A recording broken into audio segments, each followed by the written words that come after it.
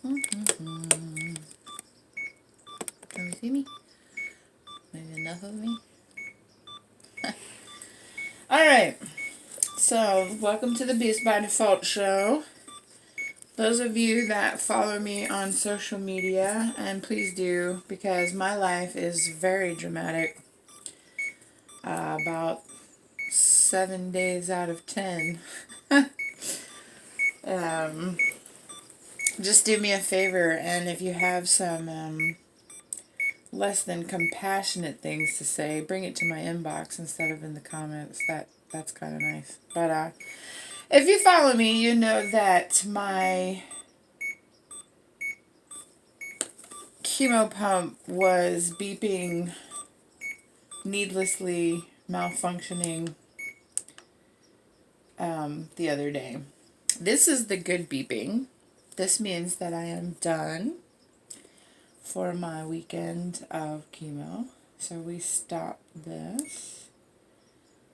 Let's see, continuous reset. No, we don't want start pump. No. And we would like to power down. Yes. So to get that to stop beeping, but I promised my mom that I would do a show about the bag that they gave me to carry my pump around in, because it was a rather hysterical moment. The nurse from Continuum Health came into my infusion room and said, you know, here's your pump, which is actually just this square piece, and it's on loan to you. It doesn't belong to you. It's several $1,000s, and it must be returned when you were done. And that alone kind of freaked me out a little bit, because I was like, who used it before me? Did they die? Did they make it? Like, I was like, I will take this home and smudge it immediately. But my daughter has put stickers on it to make it look a little less ominous. But then, you know, she gives me a bag with all of this gloves and alcohol preps and heparin and saline solution to flush, and telling me all this stuff about it. But then she gives me the bag to carry it in.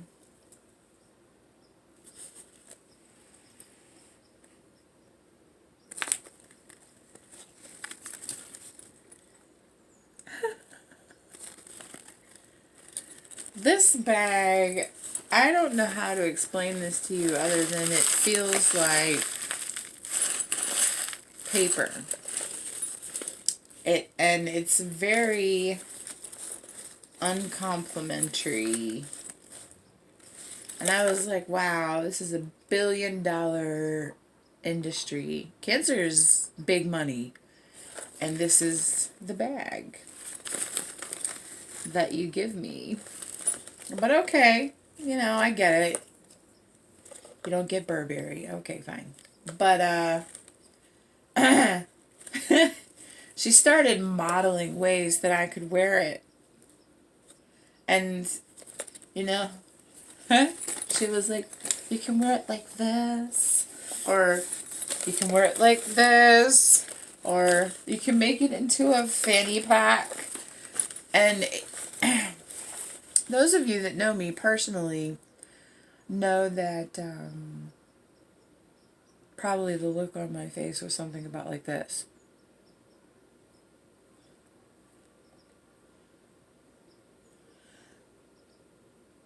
I was trying to contain it, but I think she could tell. Anyway, she was like, here's your bag. And I was like, thank you very much. And that thing has sat in my laundry room ever since. I am perpetually 15 years old in my brain. I do have some very nice bags, actually. Have a really, I wouldn't say I have an extensive collection. I got about 10 bags. I don't think that's very much for a lady. But this bag is a little black velour crushed velvet. Those of you that have seen me out and about see me carry this perpetually. it's left over from a time in my life from a very long time ago. But I love this bag. It's just big enough to carry all your things, and it's soft and fuzzy, and I don't know. Anyway, this is the bag that I carry my pump around in, and it's black. I mean, she didn't go wrong with the black. I love the black, but I was really looking at her like she was crazy when she started modeling different ways for me to wear a paper bag. Anyway, we're going to move on now to the dismantling of this port. If you guys want to watch that. First, we're going to make sure that this is closed off. Ding, ding. If I can do that correctly. Where is that little valve? Here we go. So we're just going to make sure that that's closed off. So, I mean, if there were anything left, this would be important. There's not, but we are going to unhook this like that. And then should be, oh, maybe not. There we go. And it just comes off like that.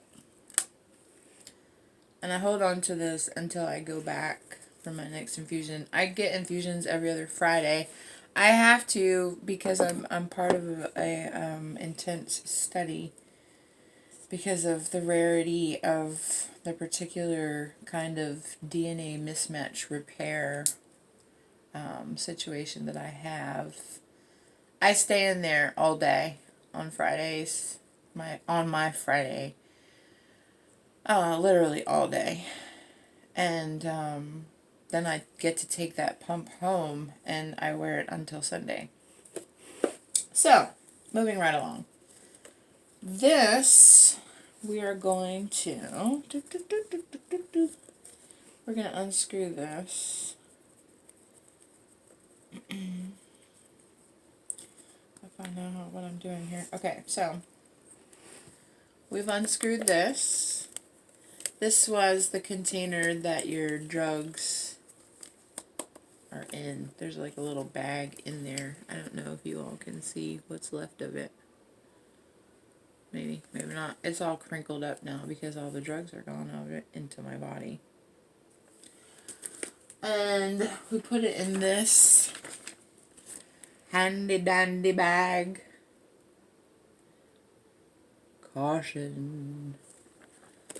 You know, it's kind of disconcerting to be like, first of all, you know, when she told me about this process, I was like, what do you do with this when you, once it's done, I bring it back to the hospital and you all put it in like some kind of special recycling, you know, where they melt it down and, you know, make new ones or something like that. And she was like, no, it all goes in the trash. I was like, what? She was like, yeah, unfortunately, it's just cheaper to do that. So I was completely aghast at that because this is a lot of plastic and it just goes in a landfill somewhere. And that makes me probably as sick as the chemo does. Moving along. I'm hoping that, you know, as time moves on in the world, that we can improve upon that. Because that's just an egregious, disgusting situation to me. But, alright. So I have cleaned this with an alcohol prep. And they just reiterate to you that it's really important that this all stay very clean. Make sure that this is open now. We're going to flush it with a saline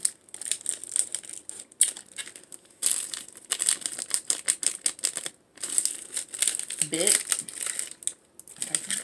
get it open. There we go. Okay.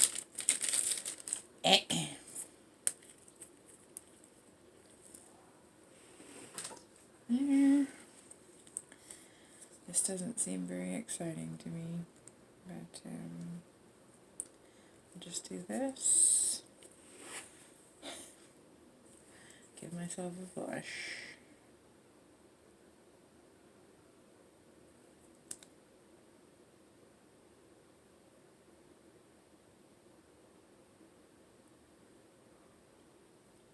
You can taste it,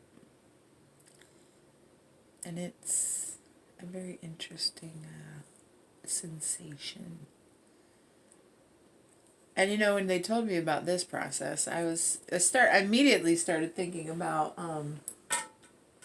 like drug addicts, and I was like, I wonder how many people who have ports do inappropriate things with them. I don't know. I'm macabre like that. So then, I don't have a drug problem, just in case you guys were wondering. I'm very inappropriate, and I think about inappropriate stuff like that. So then we're going to move on to the heparin solution that you inject after you've flushed your port, to just make sure that, and it just kind of stays in there for a little bit, like as a reservoir, to make sure that no clotting or weird stuff happens, is how it was explained to me. And I was like, okay, whatever, cool. So we're going to do this. Come on. There we go.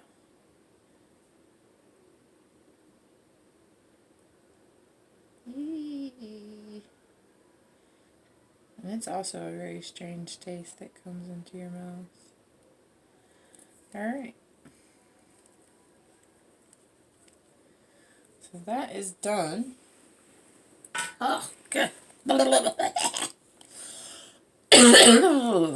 Alright. So now we need...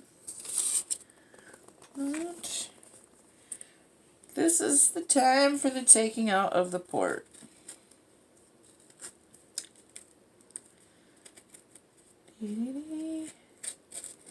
This is not an exceptionally pleasant experience. That you have to go through every freaking time. So you take your tape off. You want to hold the base of it and squeeze out the needle. Okay. Ooh, yeah. Then you want to immediately, for sanitary reasons, give your parts a clean. Thanks to my friend Lynn, I have named my port Portia. So I'm giving Portia a nice alcohol bath to make sure that no germies get in there. You can cover it up with a Band-Aid. It's really this, here, let me take all the tape off of this. If I can get some, there we go. This needle is what's sticking in your chest for 3 days. And you can feel it when you're sleeping. Like if your skin moves a little bit this way or that way or whatever, you're like, oh God.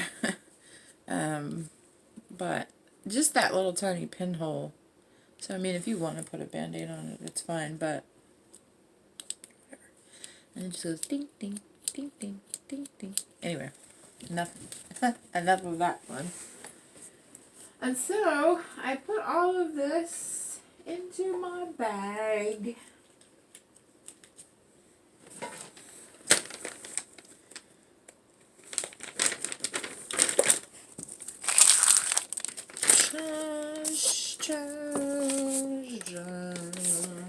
Anything else? We do the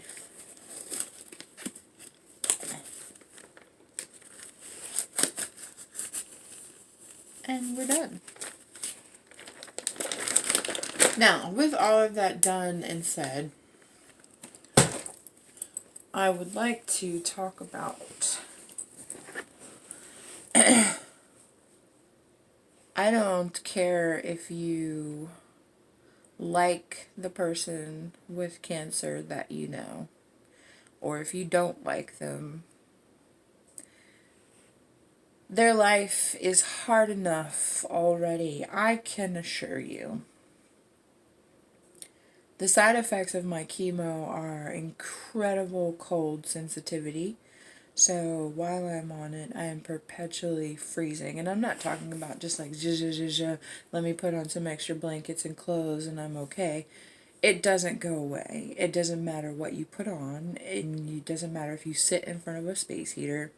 And it feels like pins and needles. Like, it feels like you're getting frostbite. And even though you're not, that's what it feels like. And it doesn't go away until the chemo is done. Additionally, I can't drink anything that isn't basically a little bit warmer than room temperature because it feels like knives going down my throat. And my friends who have been around me have watched that happen and they're like, oh my God, are you okay? And I'm like, that drink was too cold. And it also does this weird sensation where when I first bite into a bite of food, I get this incredibly painful sensation along my jawline. It subsides after like the second bite, but it's just like that first initial bite. And then, there's the vomiting and the diarrhea and all that good time. So my point is, we have a hard enough life. And in addition to everyday stresses, trying to do and keep up with day-to-day stuff like cleaning your house or doing your laundry or making dinner or trying to be a mom. And I recently made a decision that my relationship was not how I wanted to spend my life, and I had to let that go. And that was not easy. And that person didn't make it very easy. And, these things sometimes are not meant to be easy, and I get that. But you would think if someone has a live, active pump of chemicals going into their body that someone wouldn't make things so difficult. But they did. And I publicly shamed them with a live video. Moving along. If you know someone with cancer, be kind. Just a little bit. You don't have to go overboard. You don't have to be like, do you need me to make you food? Do you need me to come into your house and do your laundry? I mean, I love friends like that. And yeah, hey, I'm not going to say no. I need every little piece of help I can get right now. I literally have to pack up my entire house, put it in storage, and then unpack an entire house. And maybe put it in storage. I don't know how I'm going to deal with that yet. The house that I'm going to. It's a little situation there. But, yeah, just be a little nicer. You don't have to be mean. Don't have to make things any more difficult for them.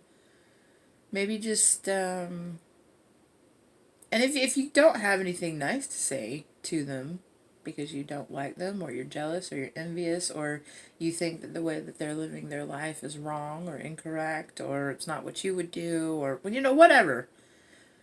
Just don't say anything at all. I don't know, that's an idea. Because, we got it a little bit rough. I can promise you that. Anyway, moving on along, I hope everyone has a great week, and I'm going to start packing up my house because that's what people do when relationships dissolve and you've got to go somewhere else. I'm not staying here. I think this house has a lot of bad energy now because of all the things that went down here. So we're out. Stay beast by default.